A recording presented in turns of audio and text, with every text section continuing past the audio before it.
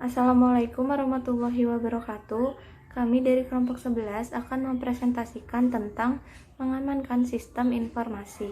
Sebelumnya, perkenalkan anggota kelompok kami, yaitu yang pertama ada saya sendiri, Ega Febi Safira dengan NIM 181002 dan Fitriani Wangi Salehati dengan NIM 181004. Untuk topik 6 ini terbagi menjadi dua subbab.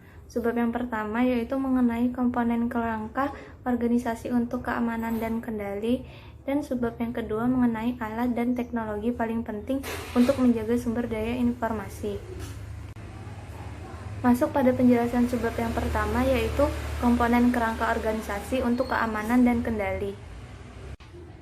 Pengendalian sistem informasi. Yang pertama, kontrol umum. Kontrol umum mengatur desain keamanan dan penggunaan program komputer dan keamanan file data secara umum di seluruh infrastruktur teknologi informasi organisasi.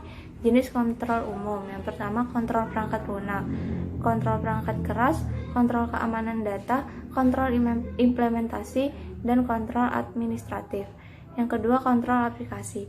Kontrol aplikasi adalah kontrol khusus yang unik untuk setiap aplikasi terkomputasi, seperti penggajian atau pemrosesan pesanan mencakup prosedur otomatis dan manual yang memastikan bahwa hanya data resmi yang diproses secara lengkap dan akurat oleh aplikasi itu.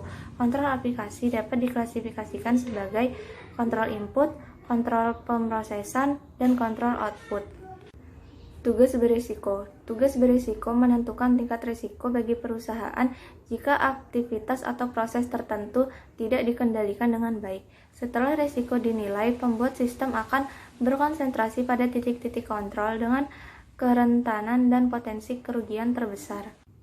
Kebijakan keamanan. Kebijakan keamanan terdiri dari pernyataan yang memeringkat risiko informasi, mengidentifikasi tujuan keamanan yang dapat diterima, dan mengidentifikasi mekanisme untuk mencapai tujuan ini. Kebijakan keamanan lain. Yang pertama, kebijakan penggunaan yang dapat diterima.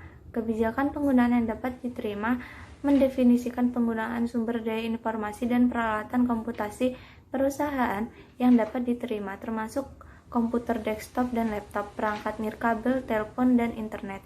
Yang kedua, manajemen identitas. Manajemen identitas terdiri dari proses bisnis dan perangkat lunak untuk mengidentifikasi penggunaan sistem yang valid dan mengontrol akses pengguna ke sumber daya sistem. Perencanaan pemulihan bencana dan perencanaan kelangsungan usaha. Perencanaan pemulihan bencana menyusun rencana untuk pemulihan layanan komputasi dan komunikasi yang terganggu.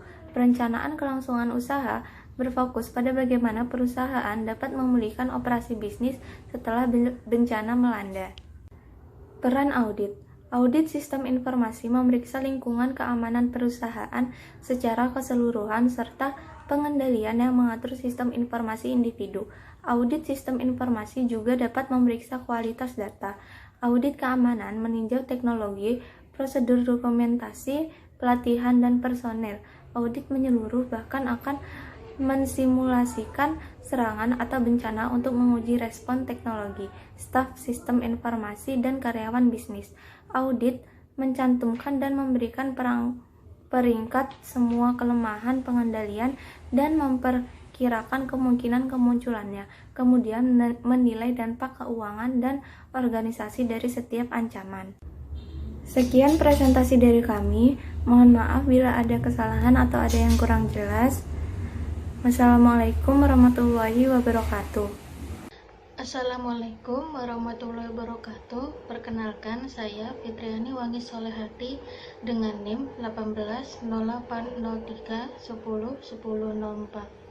Saya akan menjelaskan mengenai subbab yang kedua atau subbab 8.4, yaitu alat dan teknologi paling penting untuk menjaga sumber daya informasi.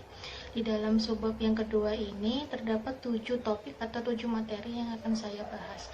Yang pertama yaitu tentang manajemen identitas dan autentikasi, yang kedua tentang firewall, sistem deteksi intrusi dan perangkat lunak antivirus, yang ketiga mengamankan jaringan nirkabel, topik yang keempat yaitu enkripsi dan infrastruktur kunci publik, yang kelima yaitu memastikan ketersediaan sistem, yang keenam masalah keamanan untuk komputasi cloud dan platform digital seluler, yang ketujuh atau materi yang terakhir yaitu tentang menjamin kualitas perangkat lunak.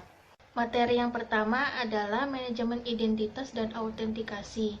Di dalam perangkat lunak manajemen identitas ini, sistem akan melakukan pelacakan otomatis kepada seluruh pengguna yang memasuki sistem mereka dan juga hak-hak istimewa yang dimiliki oleh pengguna tersebut. Hal ini juga mencakup alat untuk mengautentikasi pengguna, melindungi identitas pengguna, dan mengontrol akses pengguna ke sumber daya sistem. Autentikasi ini mengacu pada kemampuan untuk mengetahui bahwa seseorang itu adalah yang dia klaim. Autentikasi sering dibuat dengan menggunakan kata sandi dan hanya diketahui oleh pengguna yang berwenang saja. Namun, pengguna seringkali lupa kata sandi, membagikannya atau memilih kata sandi yang mudah ditebak yang membahayakan keamanan. Masalah ini dapat diatasi dengan adanya teknologi baru yaitu seperti teknologi token, smart card, dan autentikasi biometrik. Materi yang kedua adalah firewall, sistem deteksi intrusi, dan perangkat lunak antivirus. Yang pertama adalah firewall. Firewall ini adalah gabungan atau kombinasi dari perangkat lunak dan perangkat keras yang mengontrol aliran lalu lintas jaringan yang masuk dan keluar dari sistem informasi. Firewall ini bertindak seperti penjaga gerbang yang memeriksa kredensial setiap pengguna sebelum memberikan akses ke jaringan. Kredensial ini seperti nama pengguna dan juga alamat IP yang digunakan oleh pengguna. Di dalam firewall ini terdapat 4 teknologi penyaringan jaringan. Yang pertama adalah pemfilteran paket, yang kedua adalah inspeksi yang ketat, dan yang ketiga itu terjemahan alamat jaringan atau NIT, yang keempat yaitu pemfilteran proxy aplikasi. Deteksi intrusi. Sistem deteksi intrusi ini adalah fitur atau alat pemantau penuh waktu yang ditempatkan di titik paling rentang dari sistem atau hotspot dari sistem atau jaringan perusahaan untuk mendeteksi dan mencegah penyusup.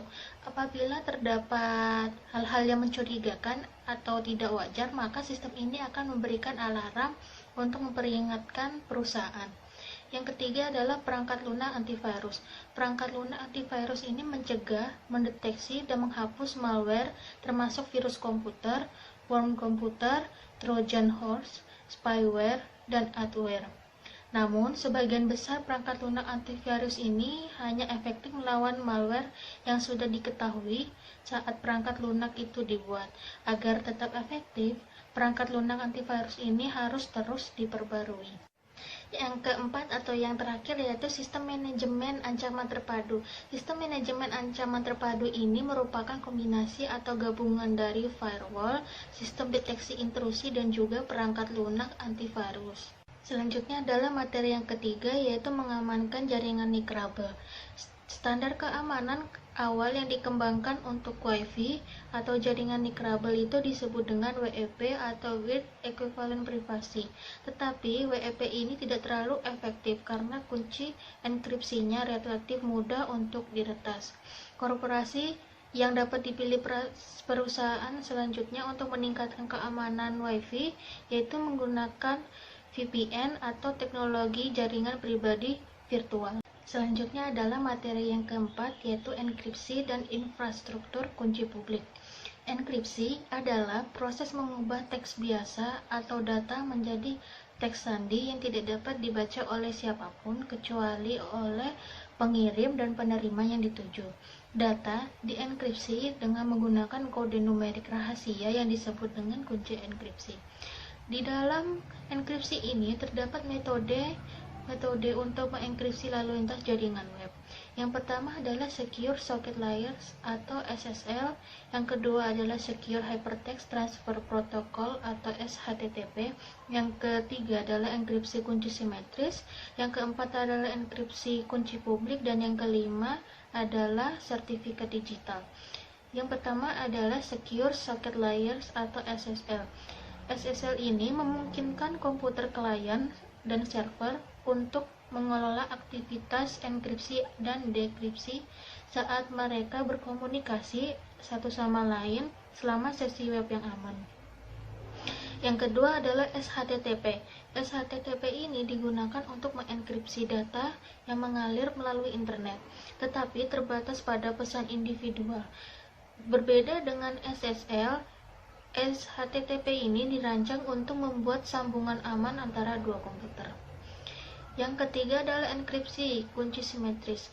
Dalam enkripsi kunci simetris ini, pengirim dan penerima membuat sesi internet yang aman dengan membuat kunci enkripsi tunggal dan mengirimkannya ke penerima, sehingga pengirim dan penerima berbagi kunci yang sama. Yang keempat adalah enkripsi kunci publik. Bentuk enkripsi yang lebih aman disebut dengan enkripsi kunci publik karena enkripsi ini menggunakan dua kunci. Yang pertama adalah kunci bersama atau kunci publik, dan yang satunya adalah kunci yang benar-benar pribadi. Yang kelima dan yang terakhir adalah sertifikat digital. Sertifikat digital adalah file data yang digunakan untuk menetapkan identitas pengguna dan aset elektronik untuk perlindungan transaksi online. Sistem sertifikat digital ini menggunakan pihak ketiga terpercaya yang dikenal sebagai otoritas sertifikat atau CA. Selanjutnya adalah materi yang kelima, yaitu memastikan ketersediaan sistem.